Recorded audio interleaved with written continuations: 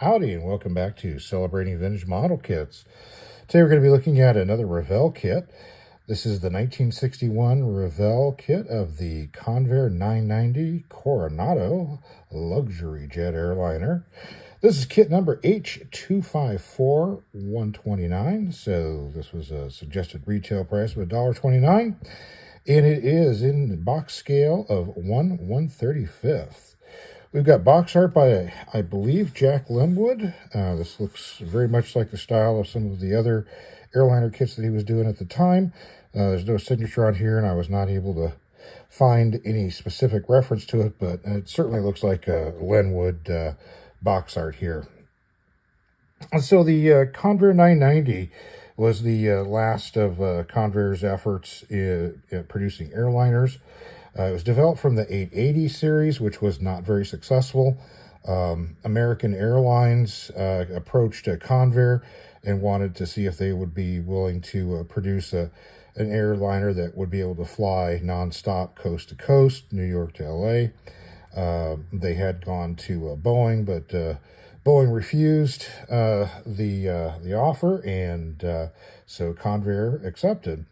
So what they did is they stretched the fuselage about 10 feet. That allowed for more seating. Went from 880 to 110, depending on the seating configuration, to 96 to 121. That it was still fewer than the 707 and DC-8 that it was competing against, but the aircraft was 25 to 35 miles an hour faster. The first flight ended up being January 24th, 1961.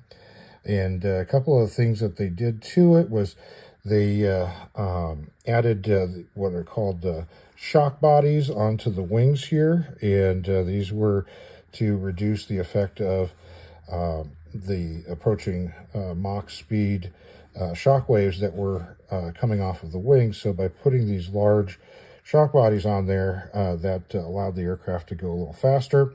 They were also able to fill the inner ones with additional fuel. The outer ones they attempted to, but the fuel in there caused vibration in the wings, so those ended up not having fuel, but the inner ones did have some additional fuel, which helped extend the range.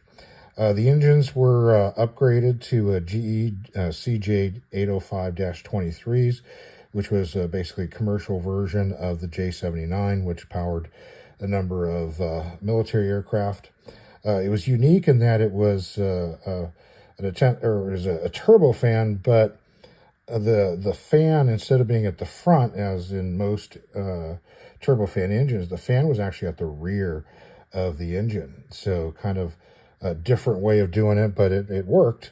The J79 was known for being a smoky engine, and even with the turbofan version, it was still smoky. So when you see some of the photographs of the 990 taken off, you can definitely see smoke blowing out the back of that aircraft. It did retain the dorsal raceway fairing across the top, which housed two ADF loops and VHF antennas.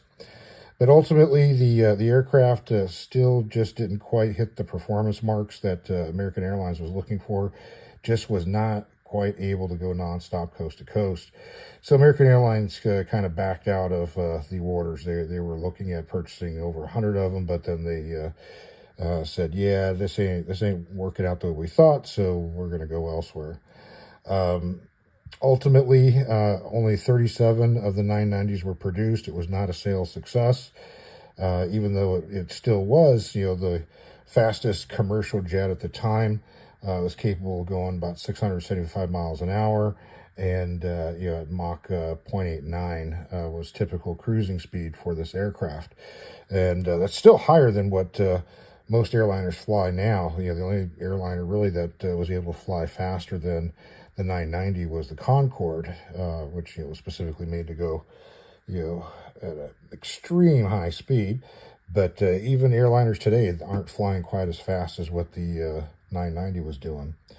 Out of those 37 that were produced, interestingly enough, 8 of them ended up crashing for various different reasons. No real thing specifically to a defect in the aircraft. They just somehow, had pretty high attrition, so that ends up being about 22% of the aircraft built ended up crashing. So, your odds are, if you're flying a 990, 1 in 5 chance you're going to crash. So, not such a good idea to get on one of these.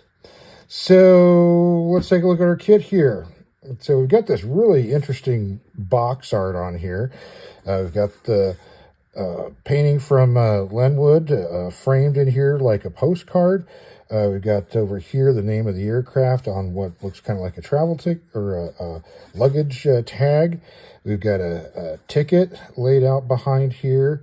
And then we've got a line drawing of a Revell pen with the MM on there, which was for their Master Modelers Club. What's kind of interesting is that you've got Swissair on here, and then you've got an SAS in the background, and then this ticket has the SAS logo on here. The kit, as issued, in the first issue of this kit, came with Swissair decals, but you could mail away for the SAS decals. So kind of a dual opportunity kit here. They're emphasizing on here that the nose wheels and main landing gear rotate. Authentic Swissair decals, SAS decals available. Flies at near Machs or near Sonic at Mach 0.91. On the side here, we've got the kit numbers listed here with the 129 price extension. New GE, here's the aft fan jets, aerodynamic shock bodies, and the Revell logo. And here you can also see the Model Master logo on here. It's also up on the top. This was kind of like a modeling club that Revell came up with. And we'll see some information about that inside. This side here just repeats the information on the top. Same logo. Revell sealed view pack. So it's guaranteed against parts loss because it's factory sealed. So this is the beginning of the wrapping of kits as opposed to taping it shut, which is why you don't see any tape residue on this. And we got our copyright in 1961. Box end has the Coronado and big numbers there. Kit number. Same thing on this side. So we open it up. You can see that it's still a slick that's been glued onto a hard box. We've got a litho in the USA in that corner there. And here's the little flyer for the Master Modeler Club. So you can send this in, join their Modelers Club, and you would receive a few different goodies, including a little stamp collecting album book. The kits were then starting to have these Model Master stamps included in them, so this is a way that you could collect them, and kind of neat. So this is basically just the box art from other kits from Revell was being used. And here's the addresses. And interesting, even though this is in the U.S. box, it's got the addresses for Canada, Germany, and Revell, Great Britain, and the different costs involved with joining up. So that's kind of neat. Then we've got our instruction sheet. So we've got a repeat of the box art up here, copyright, kit number, information about the 990, assembly instructions. Here they're listing it as 1/137th, but all the sources that I see, scale it out to 1/135th.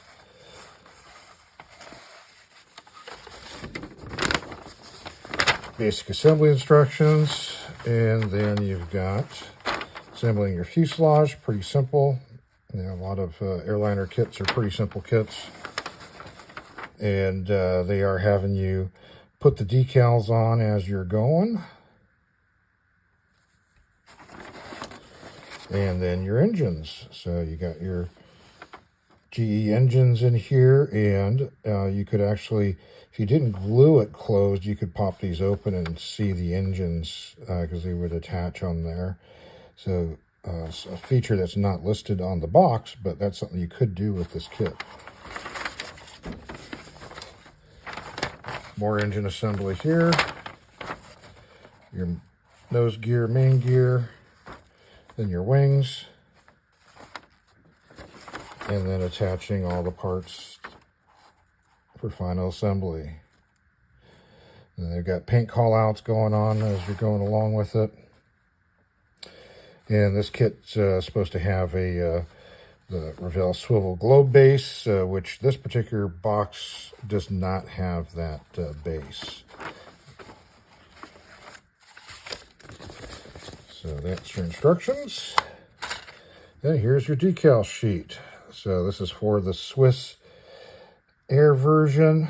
And so you're getting your stripes down the side and your tail. And this would go onto the globe base. And this particular aircraft here, HBICA, is an actual aircraft. And the original registration on it when it came off the production line in San Diego was N8497H. That was the test registration before delivery. It was constructor number 30-7, and it was a 990-30A6. It had a name of Bern, the Swiss city. I believe that's the capital of Switzerland. And then that's where it received the coding once it was transferred to Swiss Air of HBICA. And it was delivered in January of 1962. Last flew with Swiss Air in January of 1975. It was sold to Spantax in April of 75 and spent time doing a lot of charter work in Europe. And then eventually it was scrapped in 1991. The Swiss Air aircraft, they were basically the largest operator, but they ended up leasing some of their aircraft to SAS, which is what the decals that you would get when you mailed in those SAS ones were from a leased aircraft from Swiss Air. So there are being so few of these were built, but this being kind of a show aircraft, being one of the first ones delivered to Swiss Air. There ended up being a lot of photographs taken of it, so it's really a striking looking aircraft. So show you a few of those here.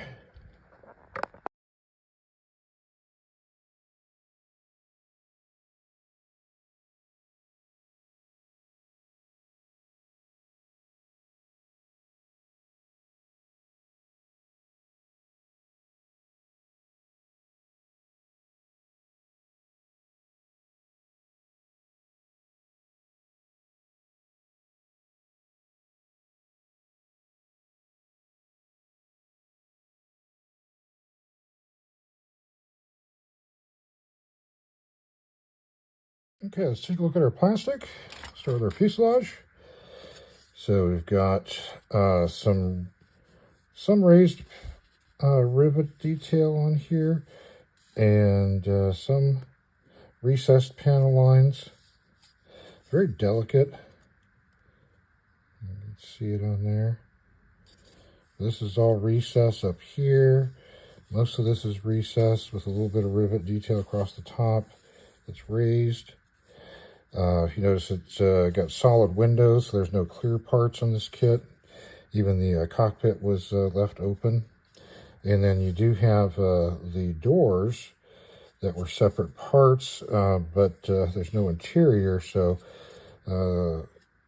it's wondering if maybe they had planned something else with this kit. Some of the other Revell kits have got open doors and ladders and things like that. So maybe they were contemplating that with this, but when the 990 didn't sell well, probably the kit didn't sell well as well. So that's your fuselage. Here's the other half. Again, nothing on the inside.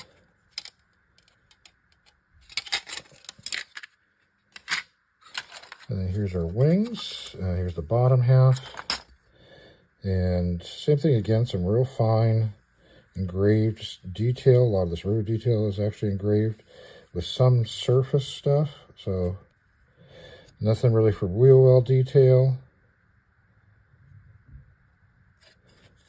And then you've got the flat side of the shock bodies.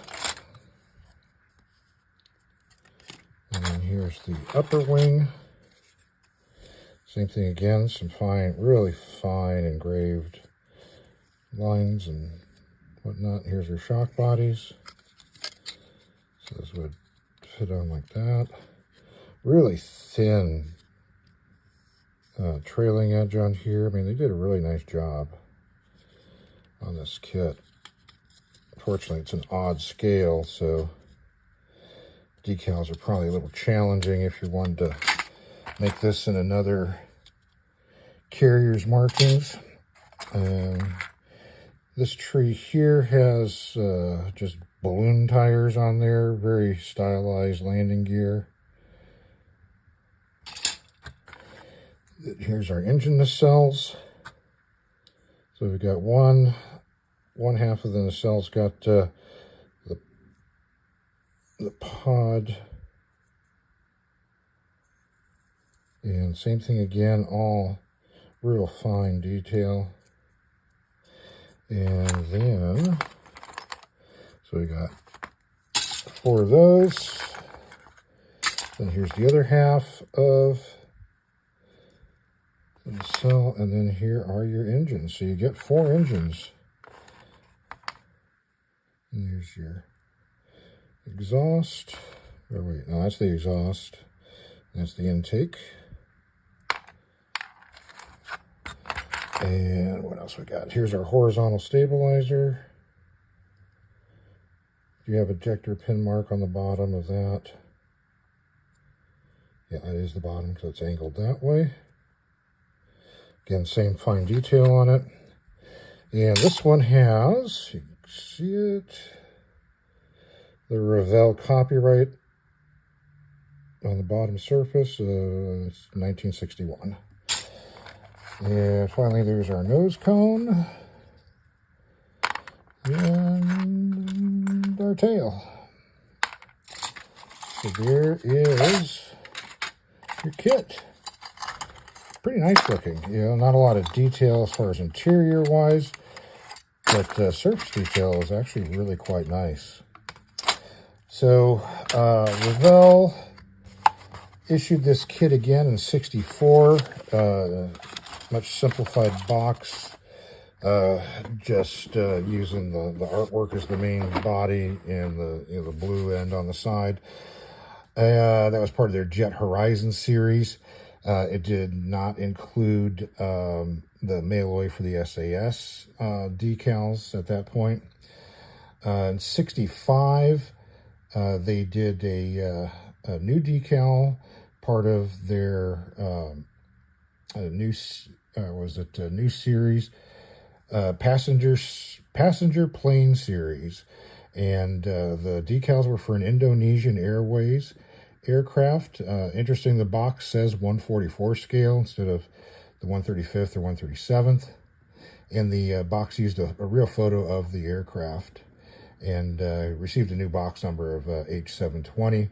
The '64 issue also had a different box number of H244, and then the final issue was the Revell Odello one, which used the 1964 boxing, and that was the end of it with Revell. But recently, in 2022, Atlantis got a hold of the mold and reissued the kit. Unfortunately, they weren't able to secure the licensing for the airliners that were represented on there, so they ended up putting it in the NASA colors. NASA ended up acquiring some of these for high-speed research when they were retired from airliner and transport service. And 2 of those 8 crashes are actually NASA aircraft, so they had at least 3. Because one of them is still in existence, and it's a Gate Guardian out at Edwards. So that is about it on this kit. If you've built one of these, tell us about it in the comment section. If you got one sitting on your shelf, absolutely take a picture of it, send it in. Email address is in the channel description. Well, thanks for watching, and have yourself a great rest of your day.